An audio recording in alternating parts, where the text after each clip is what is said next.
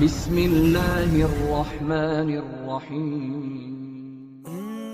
अल किताब टीवी आपका अपना चैनल।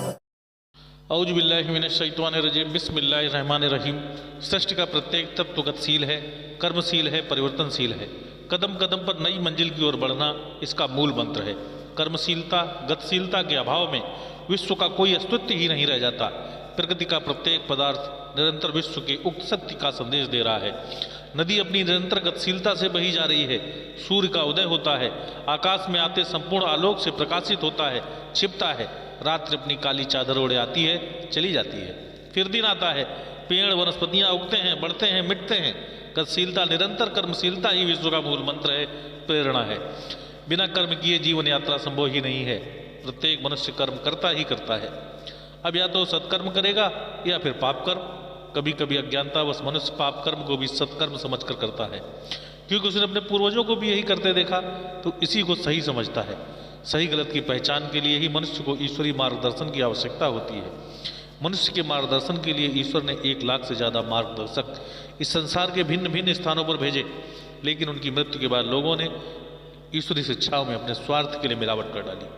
इन मार्गदर्शक और पैगंबरों की अंतिम कड़ी के रूप में अल्लाह ने हजरत मोहम्मद सल्लल्लाहु अलैहि वसल्लम को अरब में पैदा किया और उन्हें महाप्रलय आने तक के लिए इस संसार के प्रत्येक मनुष्य के लिए पैगंबर नियुक्त किया, जिनके ऊपर अल्लाह ने अपना अंतिम ग्रंथ पवित्र कुरान अवतरित किया, जो पूर्णतः आज भी सुरक्षित है। लेकिन इंसान इन सब बातों से दूर होकर उमंगों और इच्छाओं की एक दुनिया अपने दिमाग में लिए हुए है। वो समझता है कि मैं अपनी उमंगों की दुनिया की तरफ बढ़ रहा हूँ, मैं अपने सपने वाले कल की तरफ चला जा रहा हूँ, किंतु उसकी मौत उसे आकर बताती है कि वह अपनी इच्छाओं वाले संसार की तरफ नहीं, बल्कि ईश्वर की दुनिया की तरफ बढ़ रहा था। वह दुनिया की मंजिल के बजाय परलोक की मंजिल की तरफ चला जा रहा था। आदमी कहाँ जा रहा है और कहाँ पहुँच रहा है मगर किसी को इसकी खबर नहीं। आदमी अपने बच्चों के भविष्य के लिए सब कुछ लगा देता है, किंतु इससे पहले कि वह अपने बच्चों के भविष्य को देखकर खुश हो, वह खुद अपने भविष्य की तरफ चल पड़ता है, जिसके लिए उसने कोई तैयारी नहीं की थी। आदमी अपने आराम के लिए एक मकान खड़ा करता है, किंतु अभी वह वक्त आता भी नहीं कि वह अपने मनपसंद घर में चैन के साथ रहे कि मौत उसके और उसके मकान के मध्य आ जाती है।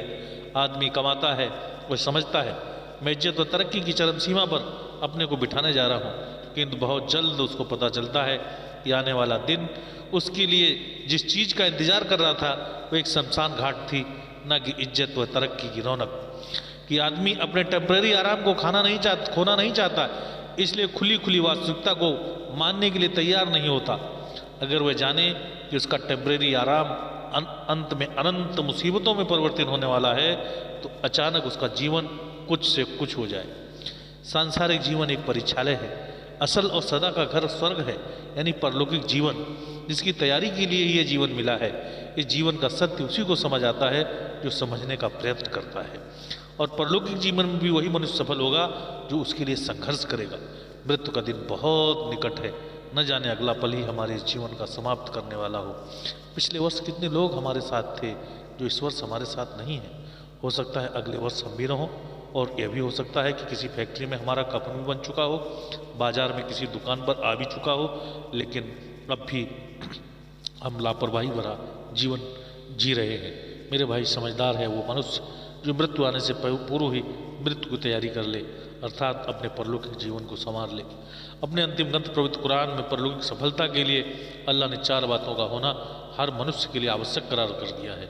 जिस मनुष्य के अंदर 4 बातें पाई जाएंगी वो परलौकिक जीवन में भी सफल होगा। औज़ु बिल्लाहि मिनश शैतानिर रजीम। बिस्मिल्लाहिर्रहमानिर्रहीम। वल अस्र इन्नल इंसाना लफ़ी खुस्र इल्लल्लज़ीना आमनू व अमिलुस सालिहाति व तवासौ बिल हक़्क़ व तवासौ बिस सब्र।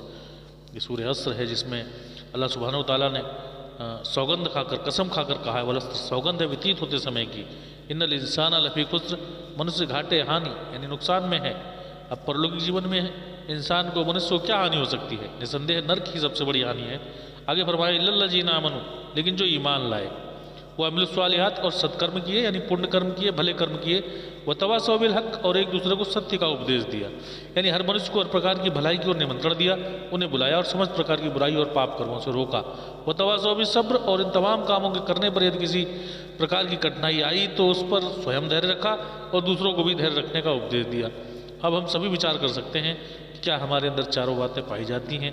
अल्लाह हम सभी को कहने सुनने के अनुसार इन बातों का अनुसरण करने और इनके अनुसार कर्म करने की प्रेरणा दे। आमीन। वीडियो देखने के लिए धन्यवाद। कृपया वीडियो को शेयर और चैनल अल किताब को सब्सक्राइब